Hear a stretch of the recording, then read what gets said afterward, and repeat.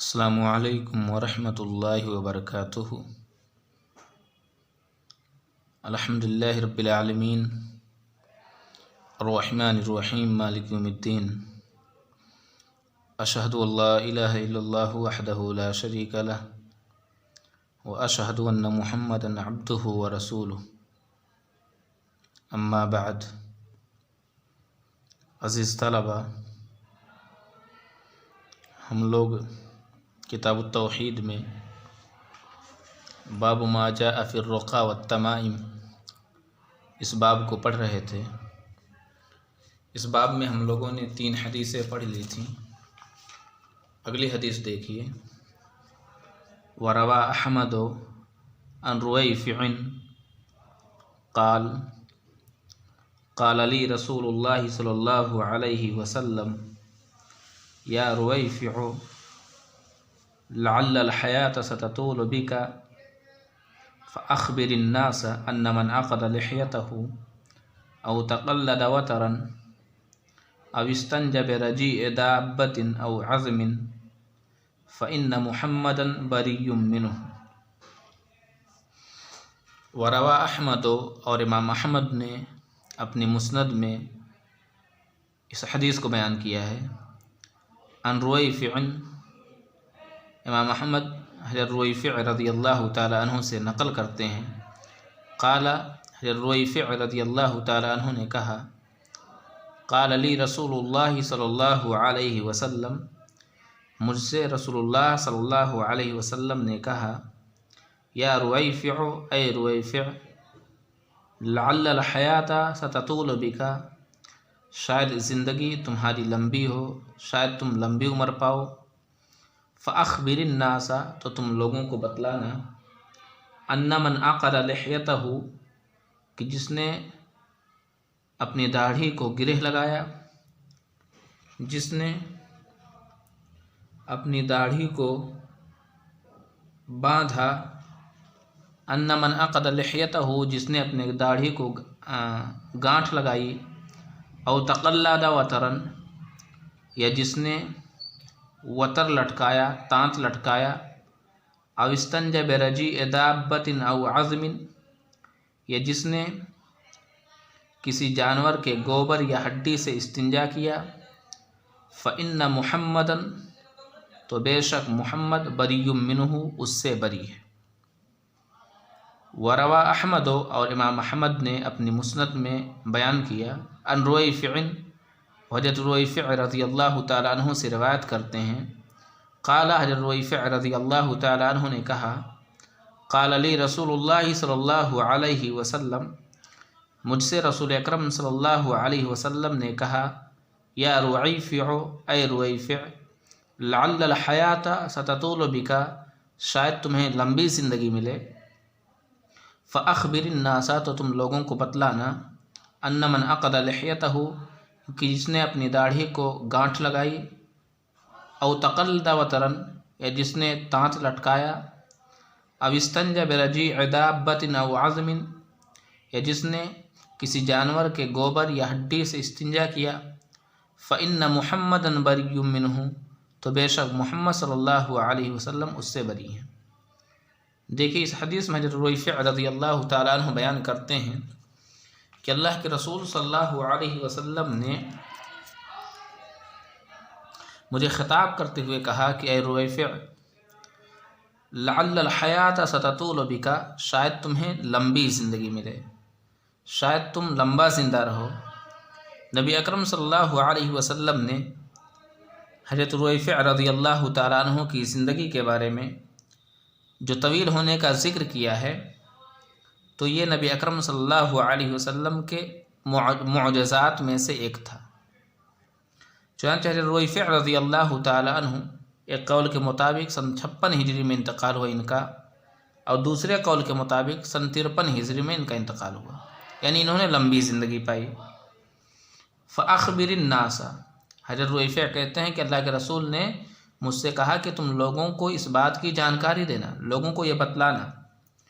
फ़अख़बिरिन NASA, हदीस के इस टुकड़े से पता चलता है कि अगर किसी आदमी को किसी चीज़ का इल्म हो, किसी चीज़ की जानकारी हो, तो उस पर वाजिब है, उसके लिए ज़रूरी है کہ اس کے بارے میں دوسروں کو بھی بتلائے، اس کے بارے میں دوسروں کو بھی جانکاری دے، دوسروں کو بھی اس بات سے باخبر کرے۔ فَأَخْبِرِ النَّاسِ، اس سے کیا پتہ چل رہا ہے کہ اگر آدمی کو کسی چیز کا علم ہے تو وہ دوسرے تک اس بات کو پہنچائے، اس علم کو عام کرے۔ اللہ کے رسول نے کن چیزوں کی تلقین کی، کن چیزوں کے بارے میں کہا کہ اے رویفع تم انہیں بتلانا؟ سب سے پہلی چیز حضرت رویفع رضی اللہ تعالیٰ عنہ بیان کرتے ہیں کہ اللہ کے رسول صلی اللہ علیہ وسلم نے مجھ سے کہا کہ لوگوں کو ان چیزوں کے بارے میں بتلانا، ان من عقد لحیتہ، کہ جس نے اپنی داڑھی کو گانٹھ لگائی۔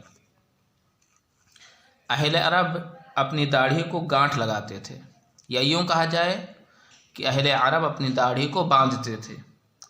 اس کے دو وجوہات تھے، دو مقاصد تھے۔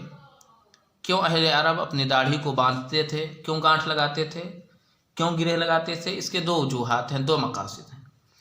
سب سے پہلی وجہ، وہ اپنی داڑھی کو اس لیے گانٹھ لگاتے تھے تاکہ وہ فخر کر سکیں، تاکہ وہ اپنے آپ کو بڑا ثابت کر سکیں۔ یعنی داڑھی کو گانٹھ لگانے کا مقصد کیا تھا؟ فخر کرنا، کبر کرنا، غرور کرنا، دوسرے کے سامنے اپنے آپ کو بڑا ثابت کرنا۔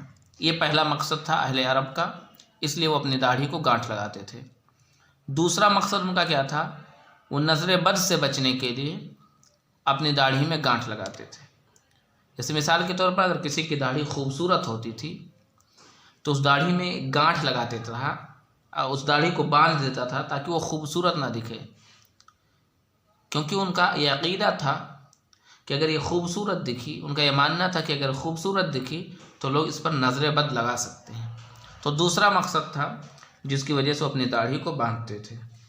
تو اللہ کے رسول صلی اللہ علیہ وسلم نے بیان فرمایا کہ لوگوں کو یہ بتلانا کہ جس نے اپنی داڑھی کو گانٹھ لگایا تو اس کا نبی اکرم صلی اللہ علیہ وسلم سے کوئی تعلق نہیں ہے، نبی اکرم صلی اللہ علیہ وسلم نے اس سے برات کا اظہار کیا ہے۔ یہ سب سے پہلی چیز۔ دوسری چیز کیا؟ او تقلد وترک، یا جس نے تانت لٹکایا۔ تانت کے بارے میں ہم لوگ پہلے پڑھ چکے ہیں، تانت کا لٹکانا کیا ہے؟ شرک ہے۔ او استنجا برجیع دابۃ او عظم، یہ جس نے جانور کے گوبر یا ہڈی سے استنجا کیا تو اس سے بھی نبی اکرم صلی اللہ علیہ وسلم نے برات کا اظہار کیا۔ ایسا کیوں؟ نبی اکرم صلی اللہ علیہ وسلم نے جانور کے گوبر یا ہڈی سے استنجا کرنے والوں سے برات کا اظہار کیوں کیا ہے؟ کیونکہ گوبر اور ہڈی یہ جنات کی خوراک ہے، اسی لیے اللہ کے رسول صلی اللہ علیہ وسلم نے ایسے آدمی سے برات کا اظہار کیا ہے جو استنجا کے وقت جانور کی ہڈی یا گوبر استعمال کرتا ہو۔ بات سمجھ میں آ رہی ہے؟ جی۔ فَإِنَّ مُحَمَّدًا بَرِيٌّ مِّنْهُ، تو بے شک محمد صلی اللہ علیہ وسلم اس سے بری ہے، یعنی اللہ کے رسول صلی اللہ علیہ وسلم نے اس آدمی سے برات کا اظہار کیا ہے جو یہ تینوں کام کرتا ہے۔ بات سمجھ میں آ رہی ہے؟ جی۔ سب سے پہلا کام اپنی داڑھی کو باندھتا ہے، گانٹھ لگاتا ہے۔ دوسرا کام وتر لٹکاتا ہے، تانت لٹکاتا ہے۔ تیسرا کام جانور کے ہڈی یا گوبر سے استنجا کرتا ہے۔ ایسے آدمی سے اللہ کے رسول صلی اللہ علیہ وسلم نے اس حدیث پاک کے اندر برات کا اظہار کیا ہے۔ اہل علم کہتے ہیں کہ نبی اکرم صلی اللہ علیہ وسلم نے جس چیز سے برات کا اظہار کیا ہے وہ کیا ہوگا؟ وہ گناہ کبیرہ میں شمار ہوگا، اسے ہم گناہ کبیرہ مانیں گے۔ تو داڑھی کو گانٹھ لگانا یہ کیا ہے؟ گناہ کبیرہ ہے۔ جو آدمی اپنے داڑھی کو گانٹھ لگاتا ہے وہ گناہ کبیرہ کا مرتکب ہوگا۔ اسی طرح سے جو آدمی تانت کو لٹکاتا ہے تو تانت کا لٹکانا کیا ہے؟ ویسے ہی شرک ہے، تو وہ بھی کیا ہے؟ گناہ کبیرہ کا مرتکب ہوگا۔ یا جو آدمی کسی جانور کے گوبر یا ہڈی سے استنجا کرے گا، ایسا آدمی بھی حدیث کے مطابق گناہ کبیرہ کا مرتکب ہوگا۔ بات سمجھ میں آ رہی ہے؟ جی۔ اگلی حدیث دیکھیے، ان سعید بن جبیر رضی اللہ تعالی عنہ قال من قطع تمیمۃ انسان کان کعدل رقبۃ، رواہ وکیع۔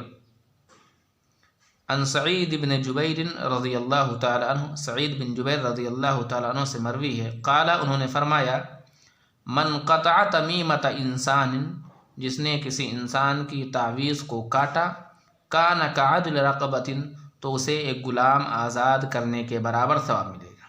اس حدیث میں اگر کوئی آدمی کسی آدمی کے گلے سے یا کسی بھی جگہ سے، ہاتھ سے یا پیر سے یا کہیں بھی وہ تعویذ لٹکایا ہو، اگر وہ اس کو کاٹ کر کے پھینک دیتا ہے تو اس آدمی کو اللہ رب العالمین اس پر اجر دیتا ہے، اس پر ثواب دیتا ہے۔ کتنا ثواب دیتا ہے؟ سعید بن جبیر کہتے ہیں کہ اللہ رب العالمین ایسے آدمی کو ایک غلام آزاد کرنے کے برابر ثواب دیتا ہے۔ رواہ وکیع، اس کو وکیع نے بیان کیا۔ اس حدیث پاک سے کیا پتہ چلتا ہے؟ اس حدیث پاک سے پتہ چلتا ہے کہ اگر کوئی آدمی کسی آدمی کے گلے سے یا کسی بھی جگہ سے تعویذ کو کاٹ کر کے پھینکتا ہے، نکالتا ہے، تو اللہ رب العالمین اس آدمی کو ثواب سے نوازتا ہے، ثواب دیتا ہے۔ بات سمجھ میں آ رہی ہے؟ جی، تو اس سے تعویذ کاٹنے کی فضیلت کا پتہ چلتا ہے۔ سمجھ میری بات؟ جی۔ وَلَهُ عَنْ إِبْرَاهِيمَ قَالَ، وَلَهُ عَنْ إِبْرَاهِيمَ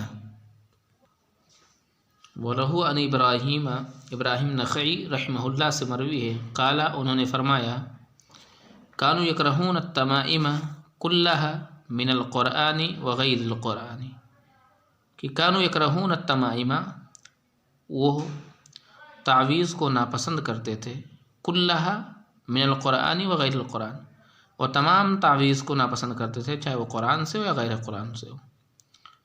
تو اس سے پتہ چلتا ہے کہ تابعین اعظام رحمہم اللہ تعویذ کو ناپسند کرتے تھے، تعویذ کو مکروہ سمجھتے تھے، چاہے وہ تعویذ قرآن سے ثابت ہو یا وہ تعویذ قرآن کے علاوہ کسی دوسرے چیز سے بنایا گیا۔ بات سمجھ میں آ رہی ہے؟ تو اس سے کیا پتہ چل رہا ہے؟ تعویذ کی کراہیت کا پتہ چل رہا ہے۔ اس سے یہ پتہ چل رہا ہے کہ تابعین اعظام تعویذ وغیرہ کو ناپسند کرتے تھے، مکروہ سمجھتے تھے۔ اور میں نے آپ لوگوں کو بتلایا کہ تعویذ چاہے وہ قرآن سے ہو یا غیر قرآن سے ہو، تعویذ کا استعمال سرے سے ناجائز اور حرام ہے، اور تعویذ کا ارتکاب کرنے والا شرک کا مرتکب ہوتا ہے۔ بات سمجھ میں آ رہی ہے؟ جی۔ عزیز طلبہ، آج کے درس میں بس اتنا ہی۔ والسلام علیکم ورحمۃ اللہ وبرکاتہ۔